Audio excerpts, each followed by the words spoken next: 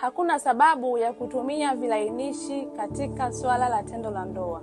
Nafahamu kwamba kuna wanawake wengi sana ambao wanapitia changamoto ya uke mkavu na wanatumia vilainishi wakati wa tendo la ndoa, bila kufahamu kwamba vilainishi hivyo vina madhara hapo baadaye. Wanawake wanaotumia vilainishi wakati wa tendo la ndoa wana hatari zaidi ya kupata maambukizi katika via vyako vya uzazi. Kumbuka kwamba vilainishi vinaondoa bakteria katika via vyako vya uzazi.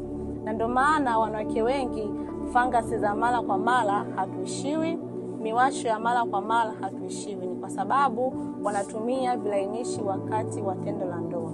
Kama wewe ni mwanamke ambaye unapitia changamoto ya uke mkavu, na kushauri ni vizuri ukafanya matibabu kuliko kutumia vilainishi.